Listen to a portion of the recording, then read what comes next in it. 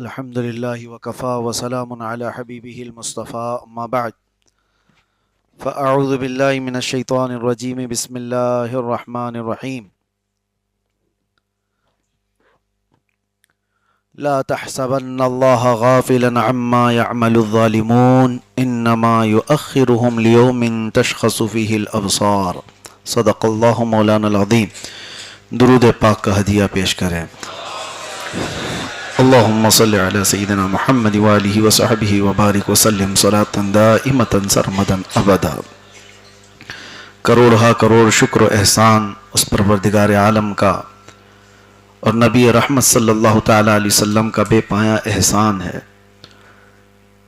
کہ مجھے یقین نہیں ہوتا کہ پھر سے ہماری ذکر کی محفلیں اس جگہ پر سجی ہوئی ہیں جہاں کبھی کوئی کھنڈر ہوا کرتا۔ اس رب تبارک و تعالیٰ کی منشا ہے وہ جہاں سے چاہے اپنے حبیب پاک کا ذکر کروائے۔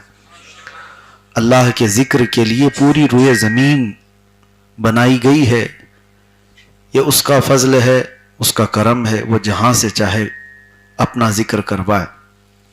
چند سالوں پہلے شاید کسی کے سوچ میں بھی نہ ہو یا ہمارے وہم و گمان میں بھی نہ ہو، راستے سے گزرتے ہوئے کہ کبھی یہاں پر ذکر پاک کی محفلیں سجا کریں گی، کبھی یہاں پر قال اللہ اور قال الرسول کی صدائیں گونجا کریں گی، لیکن رب تبارک و تعالیٰ کا کرم ایسا ہے کہ اس کی تدبیریں ہم نہیں سمجھ پاتے ہیں۔ آج بھی جو سچویشن ہے دنیا میں، کوئی کچھ نہیں کہہ سکتا کہ کل کیا ہونے والا ہے۔ ہر صبح ایک نئی خبر آئے گی، جو دکھتا ہے وہ ہوتا نہیں ہے، اکثر ایسا ہوتا ہے، اور اسی کا نام ہمارا تقدیر پر ایمان رکھنا ہے کہ اللہ مسبب الاسباب، کارخانہ قدرت میں سوائے اس کی مرضی کے کچھ نہیں ہوتا۔ لاکھ ہزار انسان اپنے اپنے اعتبار سے پہاڑ بنا لیں، مولا کو اگر چاہے تو وہ پل بھر میں ریزہ بن جائیں گے، اور کبھی بہت چھوٹا سا ذرہ آسمان کا تارا بن جاتا ہے، اور کبھی بڑے بڑے بادشاہ فقیر بن جاتے ہیں۔ یہ سارے دنیا کا نظام ہے اور دستور ہے۔ ہمارا سفر آج یہاں تک پہنچا کہ مجھے وہ دن بھی یاد ہے، آج سے 17 سال پہلے ہماری بھی عمر جوانی کی دہلیز پر چل رہی تھی، جوش و شباب، اور چند نوجوانوں سے ہم نے الامان کو شروع کیا تھا، اور یہ سفر بڑھتا بڑھتا پتہ نہیں کہاں کہاں گھومتا ہوا آیا، کن کن علاقوں میں۔ الامان ہبلی شہر کرناٹک سے اور کئی شہروں میں ہوتے ہوئے یہاں تک پہنچا، اور یہ ایک نام ایسا ہے جس کی وجہ سے کئی لوگ چپکلش کے شکار بھی ہوئے۔ اسی بنیاد پر کئی لوگوں میں دراڑیں بھی پڑی، ہمارے متعلق کئی سازشیں، کئی منصوبے بنے، صرف اس بنیاد پر کہ ہم نوجوانوں کی ایک تنظیم کھڑی کرنا چاہتے ہیں۔ تنظیم سے مراد کوئی جنگجو تنظیم تو نہیں تھی، کوئی دہشت گرد اور ٹیررسٹ تنظیم تو نہیں تھی۔ تنظیم کا مطلب صرف اتنا تھا کہ وہ بھولے بھٹکے نوجوان جو بہت دور جا چکے اللہ اس کے رسول سے، خالص میرا اتنا ہی مقصد تھا کہ وہ اتنا قریب آ جائیں کہ ان کی آنکھوں میں مدینہ نظر آئے، ان کی تڑپ میرے آقا کے لیے بڑھ جائے۔ اور الحمدللہ رب تبارک و تعالیٰ نے وہ اثر عطا فرمایا، میری زبان پر نہیں یا میری وجہ سے نہیں۔ شاید بندہ کبھی اخلاص سے اور نیت کر لے تو اللہ تبارک و تعالیٰ پتھروں کو بھی موم بنا دیتا ہے۔ یہ وہ علاقہ تھا جہاں پر مجھے لایا گیا تھا ولی بنا کر، پھر چند دنوں کے بعد شیطان بھی بنایا گیا۔ حالات کئی مراحل سے گزرتے ہوئے ہم نے یہ سب چیزیں دیکھی۔ آج میں جس جگہ پر بیٹھا ہوں، اس جگہ پر ہمارے اسلاف، ہمارے اکابر سب گزر کر کے گئے ہیں۔ جگہ کا مطلب یہ کرسی اور یہ ٹیبل نہیں، جس مقام پر ہم آئے، جو اسٹرگل کرتے ہوئے آئے، یہ دنیا کا میں پہلا مولوی نہیں ہوں، اس راستے سے بڑے بڑے علماء گزارے گئے. ہم نے کتنے اپنوں کا چھوٹنا دیکھا، کتنے غیروں کا جڑنا بھی دیکھا. کئی لوگ مزاج پرسی کرنے والے پھر ہمارے جان کے دشمن بھی بنے، اور کئی وہ لوگ جن کا کبھی ہمارا کوئی واسطہ ہی نہ رہا لیکن وہ ہماری جان کے محافظ بنے ہیں. یہ اللہ تبارک و تعالیٰ کی کارخانے قدرت میں ایک بہت عجیب طریقے کی پرمپرا ہے، دستور ہے. تمہاری حفاظت وہاں سے ہوتی ہے جہاں تمہارا گمان بھی نہیں جاتا، اور جن پر تم آس لگائے بیٹھے ہوتے ہو وہ جانی دشمن بھی بن جاتے ہیں. اکثر یہ حالات ہم کو دیکھنے کو ملے. اس پورے سفر میں کیا بیان کروں؟ سب سے بڑی چیز اللہ تبارک و تعالیٰ نے میرے دینی تبلیغی سفر میں مجھے بہت کچھ نوازا میری چھوٹی عمر میں، اور میں ابھی بھی اس کو کچی عمر کہتا ہوں. 40 کو جب تک بندہ نہیں پہنچا وہ کچی عمر کا ہی ہے. 40 کو پہنچے تو اس کی زندگی کی اثر ہو گئی ہے. تو ابھی ہم وہاں تک پہنچے نہیں، لیکن اس کچی عمر میں دنیا کے بہت سارے نشیب و فراز میں نے دیکھے. اور ہو سکتا ہے بہت جلدی مجھے اس لیے دکھایا گیا ہو کہ ہماری زندگی بھی شاید تھوڑی ہو، بہت جلدی ہم کو دنیا سے رخصت ہونا ہو. میں نے بہت تھوڑے سے سفر میں جو منزلیں دیکھی وہ میں آپ کے سامنے رکھتے ہوئے یہ عرض کروں کہ مجھے جو کچھ بھی ملا ہے اس میں سب سے بڑا انعام اللہ کی طرف سے جو دیا گیا ہے وہ مرکز ناموس رسالت ہے، جس کی چھت کے نیچے آج آپ بیٹھے ہیں. اور جب یہاں صدائیں گونجتی ہیں اللہ اکبر کی تو میرے عزیزوں روح کے اندر اترتی ہیں، روح کے اندر اترتی ہیں. ایک ویران مٹی کو اللہ تبارک و تعالی اپنے ذکر کے لیے چن لیتا ہے. یہ کسی کے وہم و گمان میں نہیں، کوئی منصوبہ بندی اور بڑی پلاننگ کے ساتھ نہیں. رب تبارک و تعالی منتخب فرماتا ہے جس اس جگہ پر، اور یہاں پر بیٹھے ہوئے سارے لوگ، اس میں کوئی پاک سائٹ کے زیادہ نہیں ہیں، محلے کے زیادہ لوگ نہیں ہیں، باہر سے آئے ہوئے، دور دراز سے آئے ہوئے. کچھ تو ایسے ہیں کہ آج میں آپ کو بتاؤں صرف اور صرف ہمارے ساتھ افطار کرنے کے لیے حیدرآباد سے فلائٹ لے کر کے آئے، افطار کی اور نماز پڑھے اور واپس حیدرآباد چلے گئے. تو کچھ وہ لوگ ہیں جن کو رب تبارک و تعالیٰ نے دور دراز سے کھینچ لیا. یہ کشش، یہ جو جذب کرنے کی صلاحیت ہے وہ عمارتوں میں نہیں آتی، وہ عشق رسول میں آتی ہے. عمارتیں بہت ساری ہیں لیکن دور دراز سے لوگ کھنچے ہوئے آئیں، اور وہ بھی کوئی ایسی چیز نہیں کہ یہاں پر نان کھٹائی بٹتی ہو یا لفافے دیے جاتے ہوں، ایسی کوئی چیز نہیں. روحانی غذا ملتی ہے تو بندہ کھنچا ہوا چلا آتا ہے. بہرحال اللہ تبارک و تعالیٰ ان محفلوں کو سدا سلامت رکھے، نظر بد سے اللہ محفوظ فرمائے. لیکن ابھی منزل پر ہم نہیں پہنچے. منزل وہی ہے جب ہماری سانس رک جائے، اور وہ کہاں رکتی ہے وہ اللہ بہتر جانے. تو جب تک حالات پھر نشیب و فراز آتے رہیں گے، کل کیا ہونے والا ہے نہ میں لکھ کے دے سکتا ہوں نہ آپ گارنٹر بن سکتے ہیں. اس سفر میں بہت ساری چیزیں ہوتی ہیں. ایک حدیث میں آپ کو سنا کر آگے بڑھتا ہوں. اللہ کے نبی صلی اللہ تعالی علیہ وسلم نے فرمایا قیامت کے قریب ایک بہت بڑی جنگ ہوگی جس کو الملحمۃ الکبریٰ کہا جاتا ہے. حدیثوں میں اس کا ذکر ہے. یہ جنگ کا میدان ملک شام بنے گا. دمشق میں یہ جنگ ہوگی، دمشق کے قریب، جس کو آج دمسکس کہا جاتا ہے، سیریا. اور وہ جنگ اتنی بڑی ہوگی کہ مومنین کے خلاف لڑنے کے لیے جو کفار و مشرکین ہوں گے وہ 80 جھنڈوں کے نیچے آئیں گے، اور ہر جھنڈے کے نیچے 12,000 کی فوج ہوگی. 12,000 کو اگر آپ ملٹیپل کریں 80 سے تو تقریباً 9,60,000 کی فوج بن جاتی ہے. تو 9,60,000 کی فوج اگر ایک ساتھ لڑنے کے لیے آتی ہے تو فی الحال پوری دنیا میں اتنی بڑی فوج مقابلہ نہیں کرتی. ٹکڑیاں آتی ہیں، جنگ کرنے کے طریقے آج آپ سب دیکھ رہے ہیں. 9,60,000 فوج اگر ایک بار لڑنے کے لیے آتی ہے تو ایک بہت بڑی طاقت سے مقابلہ ہوگا مسلمانوں کا.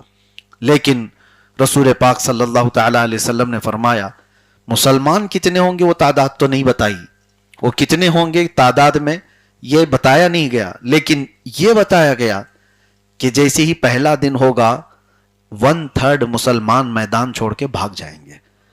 1/3 حصہ ہوگا مسلمانوں کی جماعت کا جو میدان چھوڑ کر بھاگ جائیں گے. لیکن ساتھ میں میرے مصطفیٰ کریم صلی اللہ علیہ وسلم نے فرمایا وہ اس روئے زمین کے سب سے بدترین لوگ ہوں گے, ان کی توبہ بھی نہیں ہوگی. وہ سب سے بدترین لوگ ہوں گے جنہوں نے سختیوں کا مقابلہ نہیں کیا اور میدان چھوڑ کر نکل گئے. اور اس کے بعد میرے آقا صلی اللہ تعالی علیہ وسلم فرماتے ہیں جنگ کا دوسرا مرحلہ ہوگا, دوسرا دن ہے یا دوسرا مرحلہ, دوسرا مرحلہ ایسا ہوگا کہ مسلمانوں کا 1/3 حصہ, 1/3 حصہ قتل ہو جائے گا, شہید ہو جائیں گے. اور میرے آقا صلی اللہ علیہ وسلم نے یہ فرمایا وہ اس روئے زمین کے سب سے افضل ترین شہداء ہوں گے, سب سے افضل شہید ہوں گے. 2 باتیں یاد رکھیں آپ, میں یہ حدیث کیوں عرض کر رہا ہوں. مومنین کا مقابلہ ایک بہت بڑی طاقت سے ہے, لیکن جماعت میں 1/3 جماعت چھوڑ کر بھاگ جائے گی اور دوسرے مرحلے میں 1/3 جماعت قتل ہو جائے گی, شہید ہو جائیں گے. اب حضور پاک صلی اللہ علیہ وسلم فرماتے ہیں اللہ تبارک و تعالیٰ تیسرے مرحلے پر جو 1/3 حصہ بچا تھا مومنین کا, ان کو فتح مبین عطا فرمائے گا. فتح تو ہوگی. هو الذی ارسل رسولہ بالہدی ودین الحق لیظہرہ علی الدین کلہ, وہ رب ہے جس نے اپنے رسول کو ہدایت اور حق کے ساتھ بھیجا تاکہ یہ دین کو غالب کر کے رہیں, اور یہ دین غالب آئے گا. فتح تو ہوگی, لیکن فتح تک پہنچنے کی جو منزل ہے وہاں تک پہنچنے کے لیے ہمیں 2 چیزوں کا سامنا کرنا پڑ رہا ہے. کسی بڑے سکسس کو پانے کے لیے 2 چیزوں کا سامنا کرنا ہے. وہ 2 چیزیں کیا ہے؟ پہلی چیز اپنوں کا ساتھ چھوڑ دینا, دوسری چیز ہے اپنوں کا ہمارے سامنے قتل ہو جانا. یہ 2 چیزیں جو برداشت کر کے کھڑا رہا اللہ اسے فتح عطا فرماتا. یہ بہت بڑی چیز ہے. میں کہہ رہا ہوں آپ کسی میدان میں کھڑے ہیں, کچھ آپ کے ساتھ منصوبہ بنانے والے, آپ کے ساتھ پلاننگ کرنے والے اچانک چھوڑ کر بھاگ جائیں, یہ دل پر بہت سخت بیتتی ہے. یہ بہت کٹھن وقت ہوتا ہے جب کسی کو توڑ دیا جائے تو اس کے اپنوں کو توڑ دیا جاتا ہے, اور اس وقت وہ کھڑا رہا. پھر دوسرا مرحلہ اس کے ساتھ یہ آیا کہ اس کے جو خاص تھے وہ قتل ہو گئے, انتقال کر گئے. آدمی پھر ٹوٹ جاتا ہے, کچھ چھوڑ گئے اور کچھ قتل ہو گئے, اور اس کے بعد جو کھڑا رہا وہ کوئی بزدل کھڑا نہیں ہو سکتا. وہ وہی کھڑا ہوگا جو پہاڑ ہوگا ایمان کا, وہی کھڑا رہے گا, اور اسی کو اللہ تبارک و تعالیٰ فتح مبین عطا فرماتا ہے. میرے عزیزو, یہ حدیث یہ آخری زمانے میں پیش آنے والی ایک جنگ کے متعلق تو ہے, لیکن اس کا امپلیمنٹ ہماری زندگی کے ہر شعبے میں کیا جا سکتا ہے. ہر شعبے میں آپ زندگی میں یہ 2 چیزیں دیکھنے کے اگر طاقت رکھتے ہو تو فتح تمہارے سامنے. کچھ چھوٹیں گے اور کچھ چلے جائیں گے. ہمارے ساتھ یہ ساری چیزیں ہوئی. ہم نے یہ مرحلوں میں بہت سارے لوگوں کو چھوٹتے ہوئے دیکھا اور بہت سارے لوگوں کو ٹوٹتے ہوئے دیکھا, اور ساتھ ہی کچھ لوگوں کو دنیا سے جاتے ہوئے دیکھا. جو چھوٹ گئے یا چلے گئے اللہ ان کا مالک, لیکن جو ہمارے ساتھ سفر میں رہتے رہتے وہ انتقال کر گئے, آج ان کے لیے میں دعا گو ہوں کہ اللہ تعالیٰ ان کی روح کو سکون عطا کرے.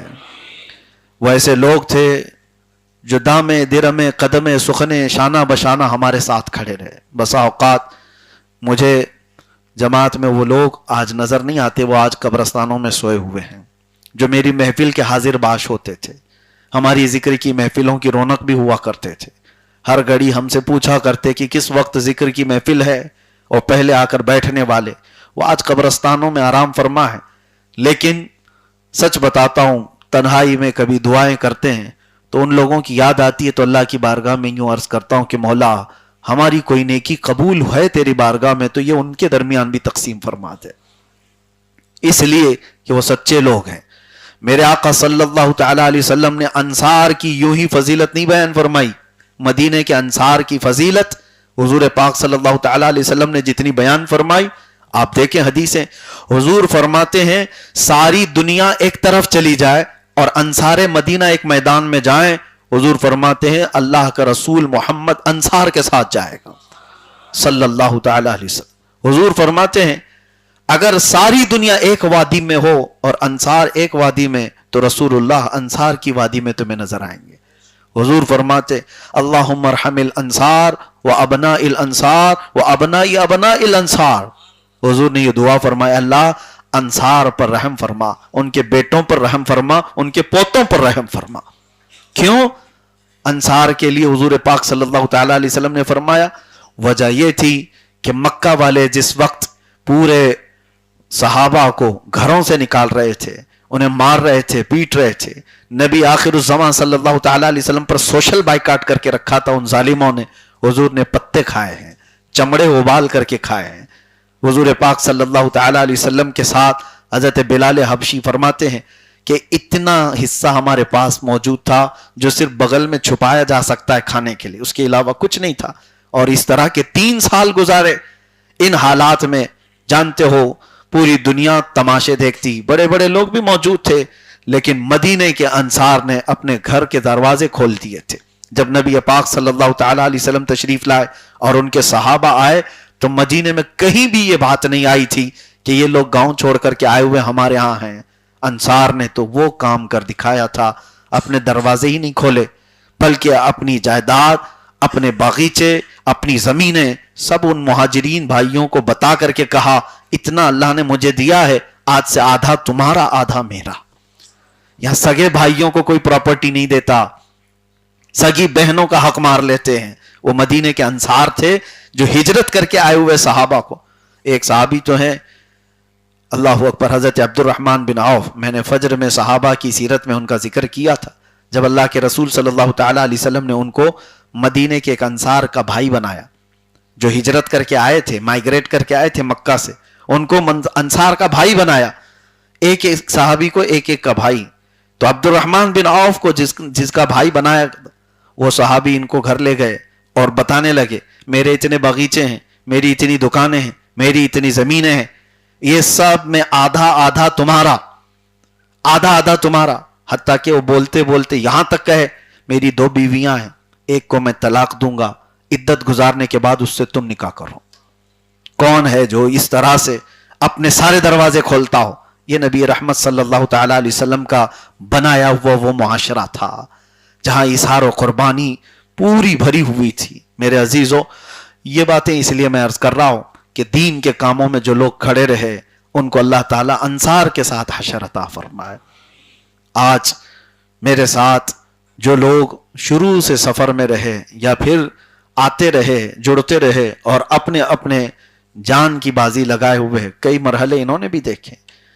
मुझे याद है कि जब आप सब दूर रहने वाले शायद ना जानते हों, जिस वक्त जालिम दरिंदों ने मुझे उठाया था, ऐसा नहीं कि मैं अकेला गया था, मेरे पीछे 25-30 लोग और भी गए थे और उन्होंने रमजान जेल में काटे हैं और वापस आए।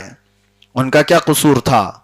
उनका कसूर सिर्फ ये एक था कि वो एक आलिम के साथ खड़े थे और इसका अजर उनको कयामत के दिन ही अता किया जाएगा। अल्लाह करीम की बारगाह में इसका अजर अता किया जाएगा। तो ये मरहले भी पाक साइड ने देखे हैं, बहुत सारी चीजें। वो दिन भी यहां पर कि मुझे कहीं पर कोई घर लेने नहीं दिया जाता था। बहरहाल ये सारे जिक्र मैं नहीं करना चाहता। इन तमाम मंजिलों के बाद एक दिन तो सुबह होकर रहती है। ये सब मंजिलें देखते जाओ आप, ये सारी चीजें हो जाने के बाद फिर कभी ना कभी मेरा जुमला आपको याद आता रहेगा और कानों से टकराता रहेगा, कुछ देर की खामोशी है। ये जुमला टकराता रहेगा जिंदगी भर बार बार, और फिर वो एक दिन आएगा जब सुबह होगी और ये काली अंधेरियां छट जाएंगी। बहरहाल आज के हालात पर मैं आपको चंद बातें नसीहतन अर्ज कर दूं। कभी भी ये बात तारीख में है, मौजूद है। अल्लाह तबारक व तआला ने बहुत छोटी ताकतों से बड़े बड़े जालिमों का हश्र पूरा कर दिया, बुरा अंजाम किया। फिरौन को मारने के लिए बहुत बड़ी फौज नहीं आई थी, पानी से वो हिलाक हो गया। नमरूद के मुतालिक कहा जाता है एक लंगड़े मच्छर ने उसके दिमाग में घुसकर उसकी पूरी जान ले ली। और इसी तरह से जंगे बद्र में अबू जहल को बड़े बड़े पहलवानों ने नहीं मारा, 2 छोटे बच्चे मुआज और मुअव्विज रज़ी अल्लाह तआला अन्हुमा ने काम तमाम किया। बहुत सारी तारीखें ऐसी मौजूद हैं। और होता कब है ऐसे? कुरान की आयत मैंने आपको शुरू में ही पढ़ के सुनाई, لا تحسبن اللہ غافلا عما يعمل الظالمون. اللہ فرماتا ہے ظلم کرنے والے ہرگز یہ گمان مت کرو کہ اللہ بے خبر ہے، اللہ دیکھ رہا ہے. آج پوری دنیا میں جو حالات بنے ہوئے ہیں، خاص طور پر امریکہ کی دادا گیری، سپر پاور ہونے کا نشہ، جو وہ یہ سمجھتا ہے کہ ہر ملک میں اپنا آتنک پھیلا ہے، جو خود آتنک پھیلاتا ہو، دہشت پھیلاتا ہو، اور پوری دنیا کو وہ امن کی ڈگری بانٹ رہا ہو، اور پوری دنیا میں ٹیررزم کا صفایا کرنے کی بات کرتا ہو. یہ کیسی حماقت ہے؟ دنیا دغلے پن کو محسوس نہیں کر پاتی یا پھر جان بوجھ کر خاموش رہتی ہے؟ سب کو پتا ہے، سب کو پتا ہے نہتے بچوں کا قاتل کون ہے، 70,000 لوگوں کو جھٹکے میں قتل کر دینے والے لوگ کون ہیں. فرعون کے متعلق تو تاریخ میں ہے کہ اس نے اپنی کرسی ہلتی ہوئی دیکھی، ایک خواب دیکھا تھا، اس نے خواب دیکھا تھا کہ ایک تارا ٹوٹ کر کے گرا ہے، اس کے گود میں آ گیا ہے. وہ گھبرا کر نجومیوں سے خواب کی تعبیر پوچھا کہ اس کے خواب کے معنی کیا ہو سکتے ہیں. تو نجومیوں نے بتایا تھا کہ بنی اسرائیل میں ایک بچہ پیدا ہوگا جو تیری سلطنت کو ہلاک کر دے گا. اس نے بنی اسرائیل سے ایسی نفرت شروع کر دی تھی کہ ایک سال میں 12,000 بچوں کو قتل کر دیا تھا کہ کہیں وہ بچہ پیدا نہ ہو جائے جو فرعون کی حکومت کو ہلا دے، تخت کو ہلا دے. اور اس کے بعد سال بھر جب بچوں کا قتل ہوتا رہا، لڑکیوں کو چھوڑ دیا جاتا تھا. یذبحون ابناءکم ویستحیون نساءکم، وہ عورتوں کو، بچیوں کو چھوڑ دیتے تھے اور لڑکوں کو مارتے تھے، قتل کرتے تھے. کس وجہ سے؟ ڈر تھا حکومت کو ہلانے والا، تخت کو ہلانے والا بچہ پیدا نہ ہو جائے. لیکن رب تبارک و تعالیٰ کی جو تدبیر ہے، تمہاری تمام کوششیں ناکام ہو جائیں گی. بچہ پیدا بھی ہوا. وہ کون تھا بچہ؟ موسیٰ علیہ السلام. اور اللہ نے نظام ایسا بنایا کہ قتل ہو رہے تھے اس وقت بچے. موسیٰ علیہ السلام کی ماں کے دل میں اللہ نے یہ بات ڈالی کہ بچے کو صندوق میں رکھو اور پانی میں بہا دو. کون ماں کر سکتی ہے ایسے کہ اپنے آج کے پیدا ہوئے بچے کو دریا میں بہا دے؟ لیکن ان کی ماں کے دل کو اللہ نے مضبوط کر دیا. اور اس کے بعد وہ صندوق بہتے بہتے فرعون کے باغیچے میں ہی جا کر لگا. فرعون کو اولاد نہیں تھی. فرعون کی بیوی نے دیکھا بچے کو، اٹھا لیا اور کہا عسیٰ ان نتخذہ ولدا، کیا ہی اچھا ہے کہ ہم اس کو بیٹا بنا لیں. فرعون نے کہا یہ کہاں سے تم بیٹا لے آئی؟ کہیں یہ بچہ تو ہلاک کرنے والا تو نہ بن جائے. بیوی نے کہا نہیں، یہ تو بہتا ہوا آیا ہے، وہ تم نے خواب جو دیکھا وہ بنی اسرائیل کے بچے کا ہے، یہ تو کہاں سے آیا کیا پتا، لیکن ہے تو خوبصورت. بچے کی پرورش فرعون کے گھر میں ہونے لگی. فرعون کے گھر میں اعلان بھی ہوا کہ ان کو کوئی دایا آئے اور دودھ پلائے. کمال قدرت تو دیکھو، موسیٰ علیہ السلام 2 دن کے بچے ہیں لیکن دودھ کسی کا نہیں پیتے تھے. ان کی بہن وہاں کھڑی تھی، اس نے کہا ایک دایا کو میں جانتی ہوں، اس کا دودھ ہر بچہ پی لیتا ہے. کہا گیا کہ ٹھیک ہے لے آؤ، ہم جو وہ قیمت بولے گی ہم اس کو قیمت دیں گے دودھ پلانے کے لیے. شاہی گھرانے کے بچے کو دودھ پلانا ہے. موسیٰ علیہ السلام کی بہن سیدھے جا کر اپنی ماں کو لے آئی. کہا کہ یہ دایا ہے اور اس کا دودھ بچے پیتے ہیں.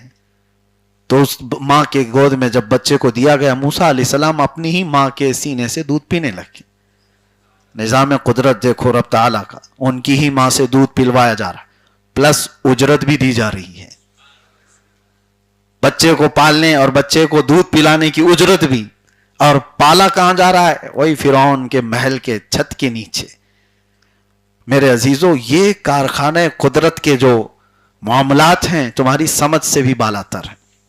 وہی بچہ تھا جس کا خوف فرعون کو تھا، اور پھر موسیٰ علیہ السلام جوان ہوئے تب پھر اس کے مقابل میں آ کر کھڑے ہوئے اور اسے اعلان کیا کہ جھک جاؤ اس رب کی بارگاہ میں، تم اپنے رب ہونے کا اعلان کرتے ہو.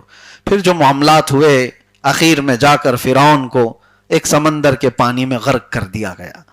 موسیٰ علیہ السلام کو اس فرعونی لشکر سے نجات دی گئی، فتح مبین عطا فرمائی گئی 10 محرم کو. اب میں تاریخ کے اس حصے سے آپ کو یہ بتانا چاہتا ہوں، ظالم جتنے بھی منصوبے بنا لے، جتنے بھی پلان بنا لے، لوگوں کو ڈر سنانے کے لیے آج دنیا میں کیا کیا کہا جاتا ہے مسلمانوں کو نروس کرنے کے لیے، تم کچھ نہیں کر سکتے. ہاتھ بھی نہیں ہلا سکتے، تم کہیں سے کچھ بول بھی نہیں سکتے. ہم وہ طاقت والے لوگ ہیں، ہمارے پاس آئرن ڈوم ہے، ہمارے پاس تھاٹ ہے، ہمارے پاس فلاں ہے. سب کی واٹ لگائی ہے تھاٹ کی. یہ تو دنیا دیکھ رہی ہے. اور میں جنگوں کے حالات پر زیادہ گفتگو نہ کرتے ہوئے صرف یہ بات بتانا چاہتا ہوں، ہم کسی کے پکش یا اپکش میں بات کرنے کی بات نہیں کہہ رہے ہیں. ایک بات یاد رکھو، کسی پر اتنا ظلم نہ کرو، اتنا ظلم نہ کرو کہ جب وہ مظلوم کھڑا ہو جائے تو تمہارے پاؤں ہلنے لگ جائیں گے. اکثر ایسا ہوا ہے. ایک بات یاد رکھو، امریکہ اور اس کے ہم نواؤں کا ظلم بہت ہو چکا ہے، بہت ہو چکا ہے. کیا ایسا نہیں ہوگا کہ کسی بچے کی آہ رب العزت کی بارگاہ میں نہیں پہنچی ہوگی؟ کیا ان ماؤں کی چیخیں نہیں پہنچتی ہیں جن کے گودوں کو اجاڑ دیا گیا ہے؟ کئی ایسے بچے ہیں قبرستانوں میں وہ جاتے ہیں، عید کے دن اپنے باپ کا نام لے کر پکار رہے ہوتے ہیں، سرانے پر بیٹھ کر اپنے باپ سے بات کر رہے ہوتے ہیں. یہ وہ بچے ہیں جن کو ابھی ماں باپ کا پیار صحیح طریقے سے ملا نہیں تھا کہ ظالموں نے ان سے چھین لیا. کتنے بچے وہ ہیں جن کے سامنے ان کی ماؤں کو تڑپا کر کے مار دیا گیا. میں کبھی کبھار سوچتا ہوں جس کے دل میں تھوڑا بہت بھی رحم ہو وہ جانور کے بچے کو بھی ماں سے دور نہیں کرتا. آپ کے اندر رحم ہو تو آپ کسی جانور کے بچے کو پھینک دو اور اس کی ماں کو مار دو، کیا آپ کا دل گوارا کرے گا کہ ابھی یہ دودھ پیتا بچہ ہے، اس کو ماں کی ضرورت ہے؟ لیکن آج دنیا کے ایسے ظالم ترین لوگوں کو آپ دیکھ رہے ہیں جس نے فرعون سے بھی زیادہ قتل کیے ہیں. فرعون نے 12,000 بچوں کا قتل کیا تھا اور آج آنکڑا 70,000 کو پہنچا ہوا ہے. فلسطینی بچوں کو اسرائیل نے جس بے دردی کے ساتھ قتل کیا ہے، کیا ہے دلیل؟ کس بات؟ اور جو تمہارے مقابل میں آنے والی جماعت کا تم نام لیتے ہو ان کو تو مارتے ہی نہیں. حماس کہاں ہے؟ کیا یہ چھوٹے چھوٹے بچے حماس ہیں؟ 80 لوگوں کو ایک قبر میں دفن کر دیا جاتا ہے. تو یہ تمام جو حالات ہیں، یہ ظلم بڑھتا جائے گا، بڑھتا جائے گا. تو ایک وقت کہیں تو اینڈ ہونا ہے، کہیں تو رکنا ہے اس کو. اور جب جب ظالم نے مظلوم کو ہلکے میں لیا، اللہ تبارک و تعالیٰ پوری طاقت سے، پوری ان کی طاقت کے نشے کو مٹی میں ملا دیتا ہے. اور ان قریب آپ دیکھنا زمانہ وہ انجام بھی دکھائے گا. اس سے پہلے بھی بڑے بڑے دادے آ کے گئے ہیں، بہت بڑے بڑے طاقتور سورما آ کر کے گئے. ان کی تاریخ میں آج کوئی بھی نشان باقی نہیں ہے. یونان و مصر و روما سب مٹ گئے جہاں سے، باقی مگر ہے اب تک نام و نشاں ہمارا. ہاں، اسلام اگر کھڑا ہے تو عدل کے لیے کھڑا ہے. اسلام ظلم کا کبھی ساتھ نہیں دیتا. اور مظلوم کی جہاں تک بات آئے، اس میں بہت سارے لوگ آج جو کشمکش کے شکار ہیں، اس کا سپورٹ کرنا ہے، اس کا سپورٹ کرنا ہے. آپ کو آپ کی رائے کوئی اہمیت رکھتی ہی نہیں. آپ کا ہے کوئی سٹیٹس کی جنگ لڑ رہے ہو. یہ سارے سٹیٹس کے فوجی ہیں، واٹس اپ پہ لڑ رہے ہوتے ہیں. صبح صبح لگا دیا سٹیٹس اور ان کو لگا بہت بڑا کام کر دیا. اس کے علاوہ کیا ہے؟ صبح سے 4 بجے تک کوئی کام نہیں. آپ کی رائے کی کیا اہمیت ہے؟ آپ سے پوچھا جا رہا ہے؟ آپ سے کوئی ٹپنی لے رہا ہے؟ آپ کے کمنٹس پوچھ رہا ہے کوئی؟ تمہاری ویلیو کیا ہے پہلے وہ دیکھو. بات وہاں کرو جہاں تمہاری بات کا وزن ہو. نہیں ہے تو خواہ مخواہ ہوا میں تیر چلاتے ہوئے تمہارے کسی کے ساتھ کھڑے ہونے سے، تمہارے نہ کھڑے ہونے سے یہاں کیا فرق ہونے والا ہے؟ بس تم اپنے ایمان کی حفاظت کرو. تمہاری جو ذمہ داری ہے، تمہیں جو ذمہ داری دی گئی ہے، یہاں اپنے گھر کے حالات تم ڈھنگ سے صحیح نہیں کر پاتے، اپنے اعمال کو درست نہیں کر پاتے، اپنی نمازوں کا خیال نہیں ہے، تو سب سے پہلے جو تمہیں حکم دیا گیا اس پر پابند ہو جاتے. بعد میں پھر تمہاری رائے کو دیکھا جاتا، تمہارے زبان، تمہارے جملوں کا اعتبار کیا جاتا. میں نے تو ایسے ایسے سورما دیکھے اپنے یہی سوشل میڈیا والے، صبح 5 بجے تک گلی کے نکڑ پر بیٹھ کر یہ ایسا لگ رہا ہے بہت بڑا جہاد کر رہے ہیں. چوراہوں پر بیٹھ کر کے وہ کمنٹس کر رہے ہیں. میرے عزیزو، تمہاری وہ ڈیوٹی نہیں ہے، تم سے نہیں پوچھا جا رہا ہے، بلکہ اللہ کے نبی صلی اللہ تعالی علیہ وسلم کو رب تعالیٰ نے قرآن میں یوں فرمایا وَلَا تُسْأَلُ عَنْ أَصْحَابِ الْجَحِيمِ، اے رسول آپ سے جہنم میں جانے والوں کے بارے میں نہیں پوچھا جائے گا، آپ سے نہیں سوال کیا جائے گا۔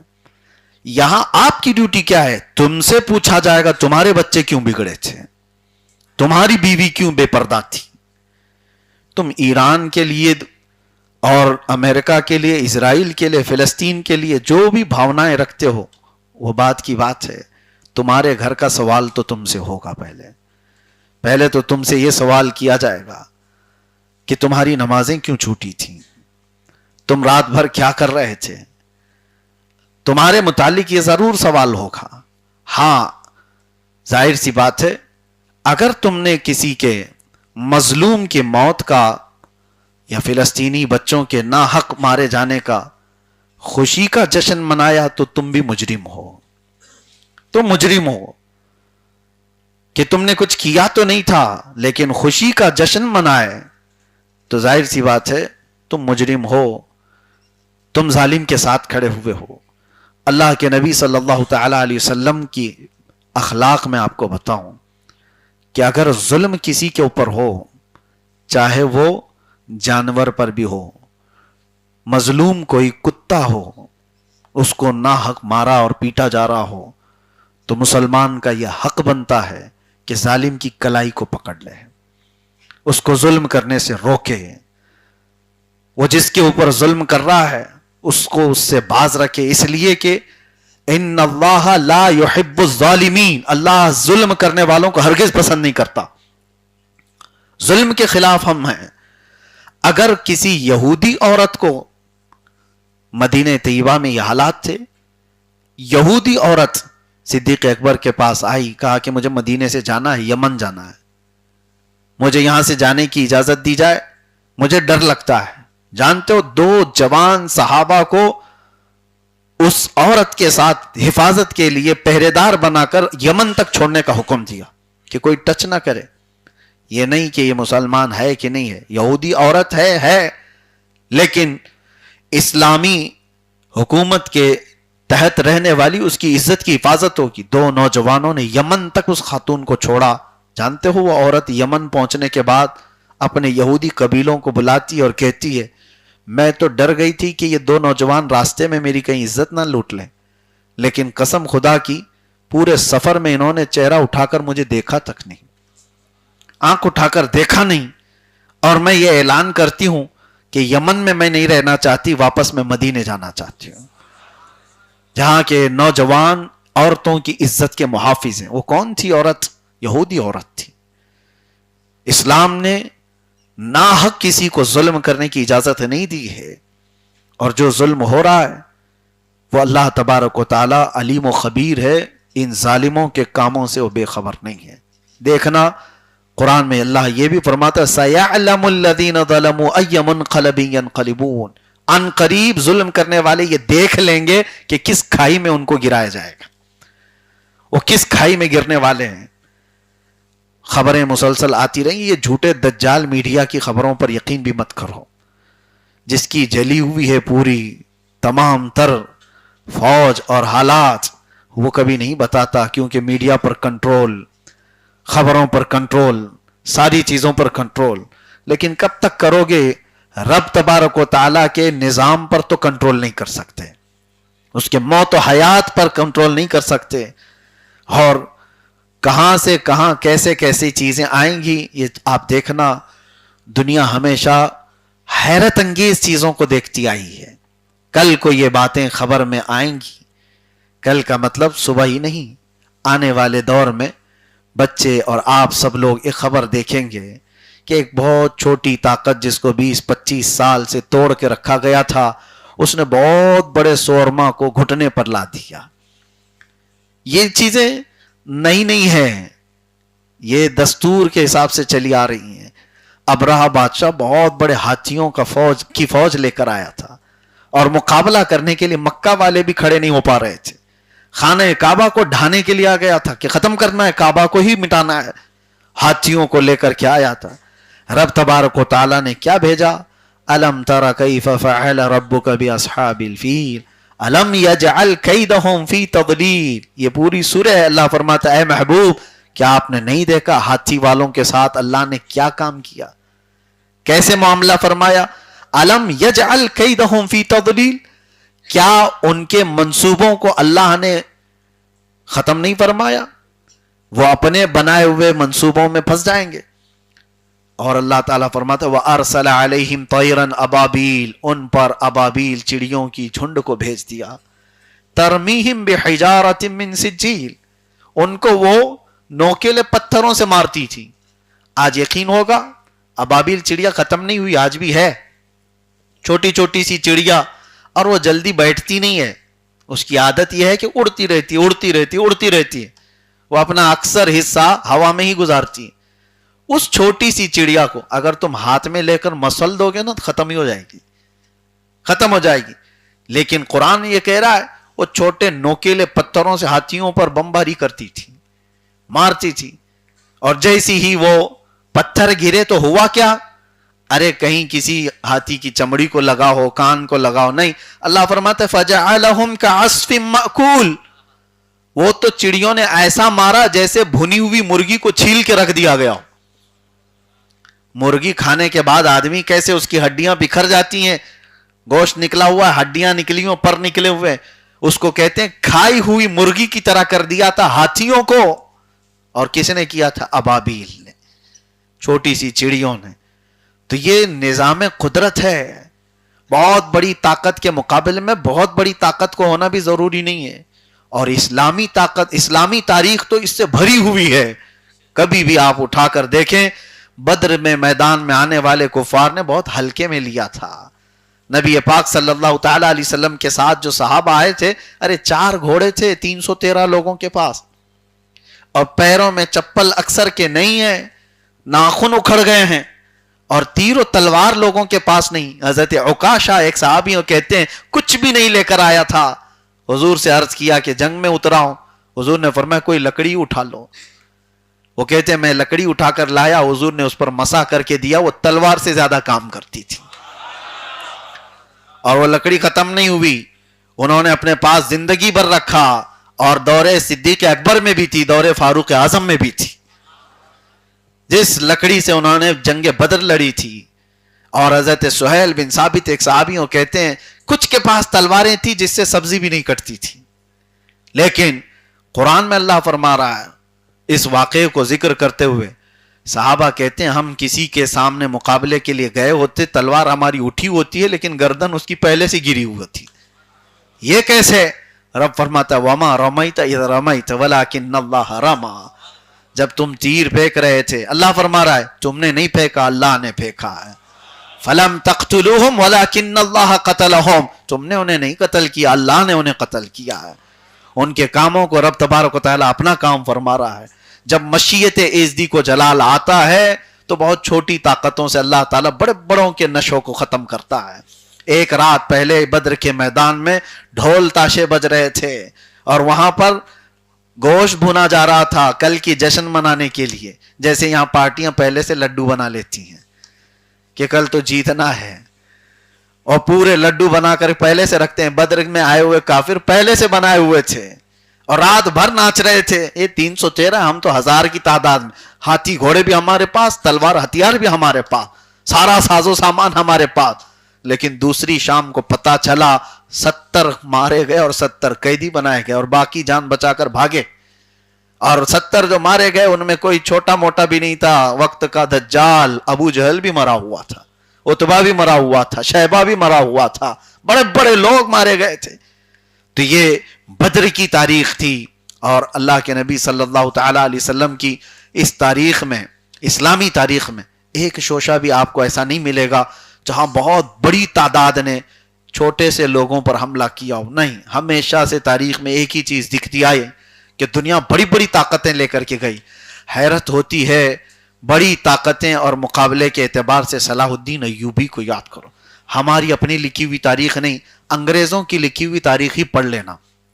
अंग्रेजों ने सलाहुद्दीन अय्यूबी की तारीख लिखी है, हमारी ने उनकी लिखी हुई। एक वक्त ऐसा आया कि 4 लाख लोग रूमियों ने صلیبیوں نے صلاح الدین کے ساتھ مقابلے کے لیے ایک میدان کو انتخاب کر لیا، اور 4 لاکھ لوگ جب جمع ہوئے تو اس وقت حالت ایسی تھی کہ صلاح الدین ایوبی کے پاس صرف 12,000 لوگ تھے۔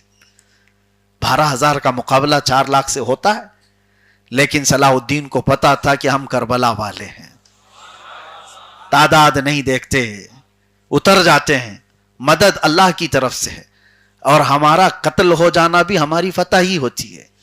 اگر قتل ہونا فتح نہیں ہوتا تو حسین اعظم کا چرچا اتنا کیوں ہوتا؟ میرے عزیزو، یہ جذبہ شہادت تھا صلاح الدین ایوبی نے۔ 12,000 لوگوں سے وہ جنگ لڑی ہے۔ تاریخ آج بھی بتاتی ہے کہ وہ 4 لاکھ کو، اس فوج کو انہوں نے تتر بتر کر کے رکھ دیا۔ وہ گھٹنے ٹیکنے پر مجبور ہوئے، سب میدان سے نکل کر کے بھاگے۔ صلاح الدین ایوبی کی یہ تاریخ، اور اس کے بعد بہت ساری تاریخیں ہیں میرے عزیزو، لیکن یہ سب چیزیں ذریعہ بنتی ہیں، یہ ذریعہ ہیں، اور حقیقی فتح مبین اللہ کی طرف سے ہے۔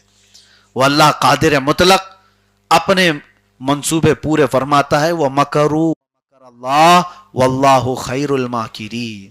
قرآن میں اللہ فرماتا ہے یہ کافر منصوبہ بناتے ہیں، سازش کرتے ہیں، اور اللہ خفیہ تدبیر کرتا ہے، اور اللہ کی خفیہ تدبیر غالب آ کر رہتی ہے۔ اس سے بہتر تدبیر کرنے والا کوئی نہیں۔ جو جال بناتا ہے ظالم، اکثر ایسا ہوتا ہے کہ اس جال میں اس کے ہی پیر پھنسے رہتے ہیں۔ اور آج دیکھنا آپ ظالموں کو کہ جو جال وہ بن رہے ہیں وہ اسلام کے خلاف، پورے مسلمانوں کو آپس میں لڑانے کے لیے۔ یہ عیاش قسم کے عرب آج بھی ہوش کے ناخن لیں تو ان کی زندگی بچے گی، ورنہ ان کی تباہی بھی طے ہے۔ کیونکہ یہ میں نہیں کہتا، اللہ کے نبی صلی اللہ علیہ وسلم کی حدیث سنا رہا ہوں۔ حضور فرماتے ہیں وَيْلٌ لِلْعَرَبْ مِنْ شَرٍ قَدْ اقْتَرَبَ۔ یہ عربوں کے لیے تباہی ہے، حضور نے فرمایا عربوں کے لیے بربادی ہے، ان قریب ایک ایسی برائی جس کے یہ قریب ہو رہے ہیں۔ وہ کون سی برائی ہے؟ من شر قد اقترب۔ حضور نے فرمایا ایک ایسی برائی جو عربوں کے قریب آ رہی ہے، جس سے یہ بہت قریب ہو رہے ہیں۔ وہ قریب ہونے والی سب سے بڑی برائی جانتے ہو کیا ہے؟ یہ شرک اور کفر میں مبتلا ہوں گے، اور ہو رہے ہیں۔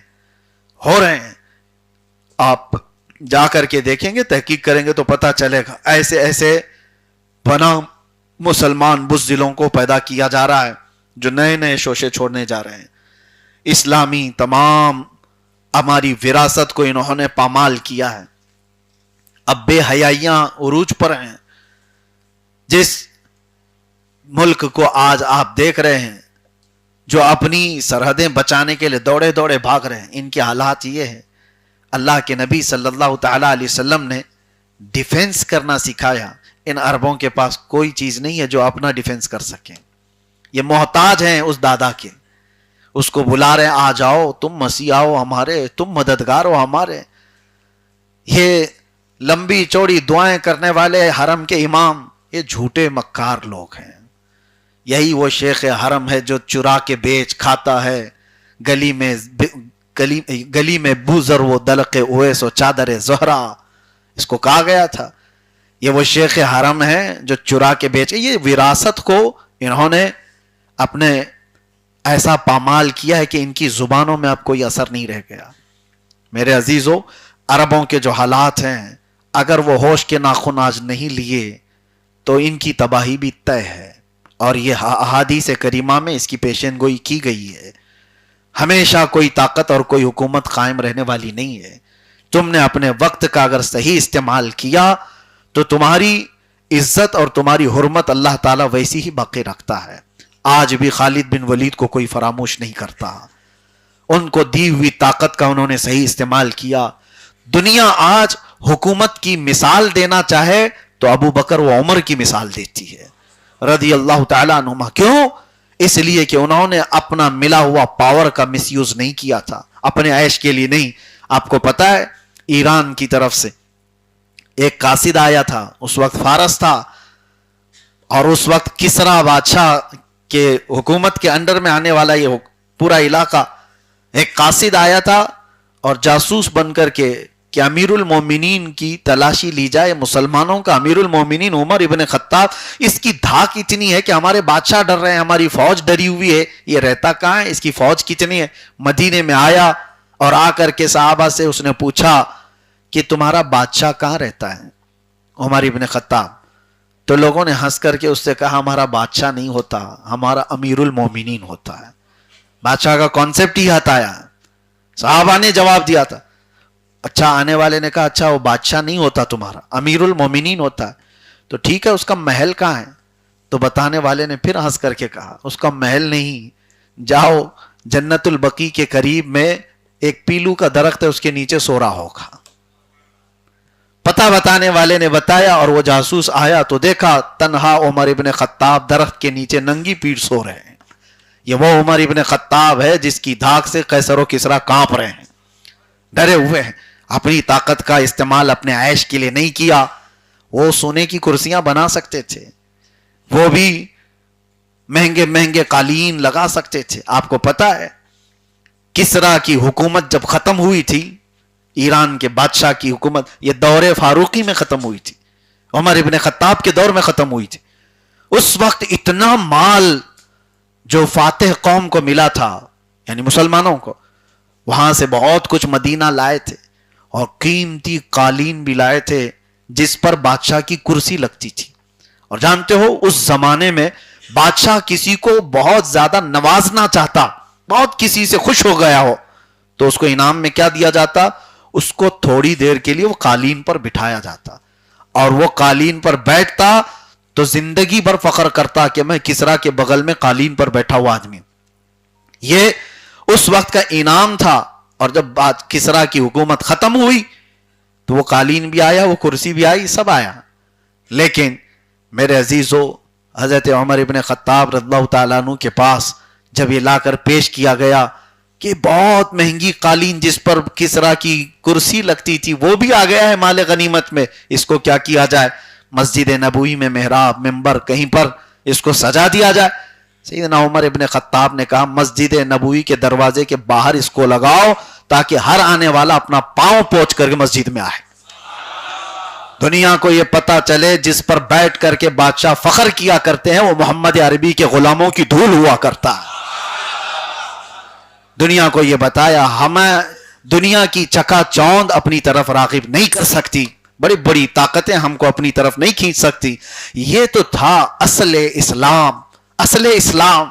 لیکن آج ان عربوں نے جو اصل اسلام کا چہرہ مسخ کر کے رکھا ہے, انہوں نے تو کموڈ ٹوائلٹ کے وہ سونے کے بنائے, اور ان لوگوں نے بھر بھر کر کے پیسے امریکن صدر کو گفٹ کیے جا رہے ہیں. تم ہی ہمارے داتا ہو, تم ہی ہمارے ماتا ہو, سب کچھ ہو.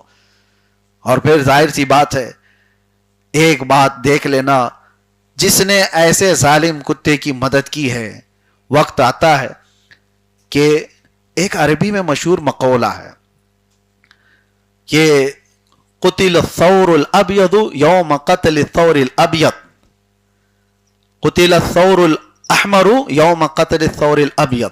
ایک کہا جاتا ہے ایک لال بیل تھا اور ایک سفید بیل تھا, دونوں کی بڑی گہری دوستی تھی, اور دوستی ایسی تھی کہ ان کی دھاک بیٹھی ہوئی تھی جنگل میں, دونوں کا اتحاد تھا. اور شیر ان کو کھانا چاہتا تھا لیکن کھا نہیں پاتا. وجہ یہ تھی کہ شیر جو ہے جب حملہ کرنے آئے, لال بیل اور سفید بیل دونوں مل کر کے سینگ مارتے اور بھاگ جاتا تھا, نہیں آ پاتا تھا. تو شیر نے کیا چال چلی, ایک دن جو ہے سفید بیل سے دوستی کر لیا, لال بیل سے دوستی کر لیا, اور اس نے کہا کہ دیکھ ہم لڑائی جھگڑے نہیں کریں گے, کچھ نہیں, پارٹنرشپ میں ہم پورے جنگل کے راجا بن کر رہیں گے, تم میرے ساتھ ساتھ رہنا, میں راجا اور تو وزیر میرا, جو میرا ہے وہ تیرا ہے. اور ظاہر سی بات ہے بیل ہی تھا, اور اس کو شیر کی بات اچھی لگی, کہا شیر کی دوستی بہت اچھی بات ہے. تو لال بیل جو ہے نا وہ لال ہو گیا جلدی, اور اس نے دوستی کو صحیح سمجھ لیا. شیر نے کہا کہ تو میرے ساتھ ساتھ رہنا, لیکن اس کی مخالفت کر رہا تھا سفید بیل, کہہ رہا تھا ہماری دوستی ہے, شیر ہماری برادری کا ہے ہی نہیں، وہ ہے ہی نہیں، وہ درندہ ہے، تیری دوستی اس کے ساتھ زیادہ دن نہیں ہو سکتی، مت جا۔ تو لال بیل یہ کہتا تھا کہ تو میری ترقی سے چڑھتا ہے، میں بادشاہ کا وزیر بن رہا ہوں اور تو مجھے بننے نہیں دینا چاہتا، شیر مجھے ساتھ ساتھ لے کر کے چلے گا تو ساری بکریاں بھی ڈرتی ہیں، سب ڈریں گے، میں اس کا دوست ہوں۔ سفید بیل نے کہا یہ دوستی اچھی نہیں ہے، چھوڑ دے، یہ تکرار اتنی بڑی۔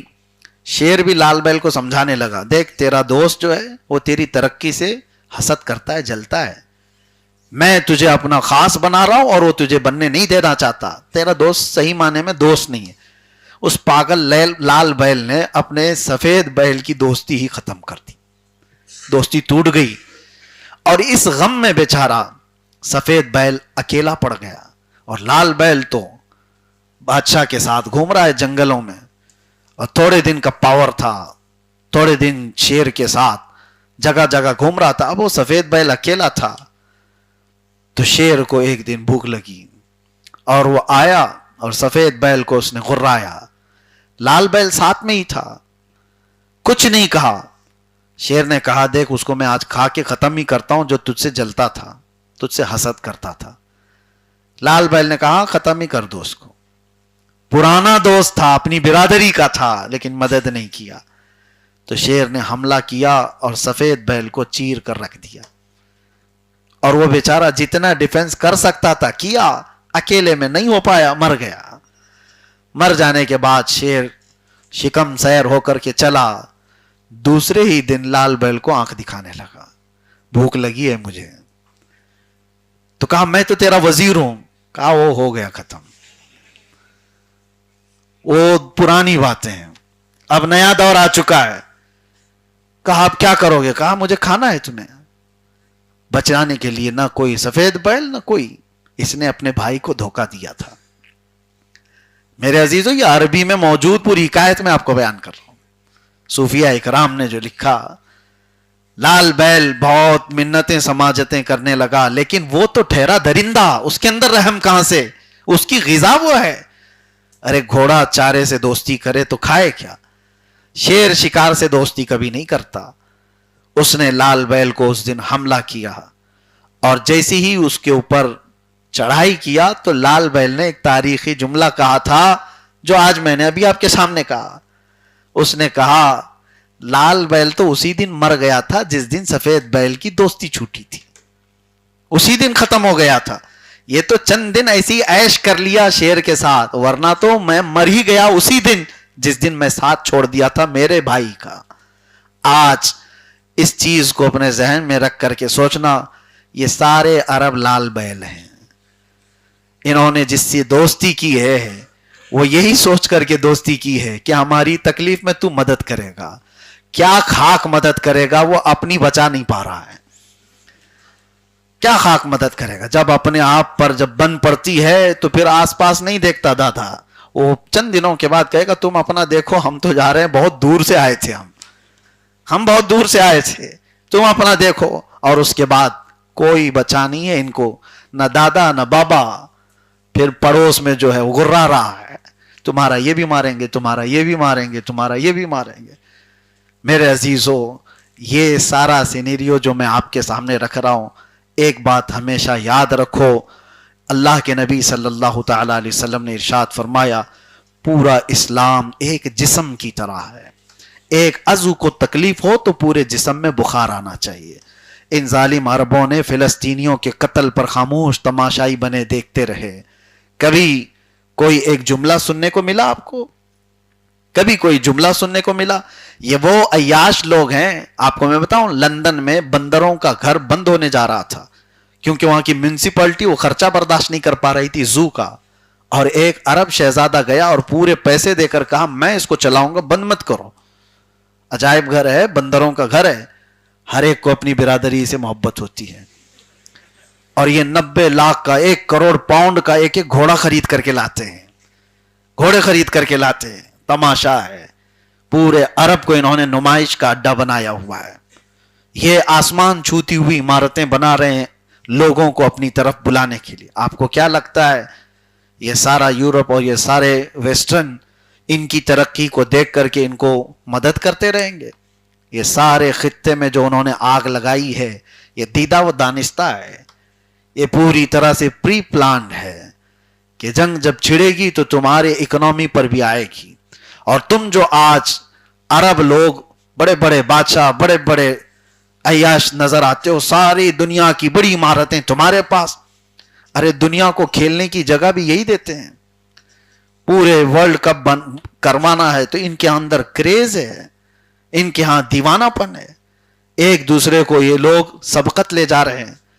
یہ وہ عرب تھا جہاں کبھی قرآن کے علم پر کمپٹیشن ہوا کرتا تھا، حدیث پر کس کی گہری نظر ہے اس پر مقابلہ آرائی ہوتی تھی، اور آج ہے کہ فٹ بال پر اور دوسرے کھیلوں پر یہاں مقابلہ آرائی ہو رہی ہے۔ ان عربوں کے ہاتھوں سے سب کچھ چھین لیا گیا، ان کو آئی فون پکڑا دیا گیا ہے، اور اس کے علاوہ عیش کی زندگی دے کر انہیں خاموش کر دیا گیا۔ اس کی وجہ سے یہ زیادہ دن تک عیش و عشرت کی زندگیاں چلتی نہیں ہیں۔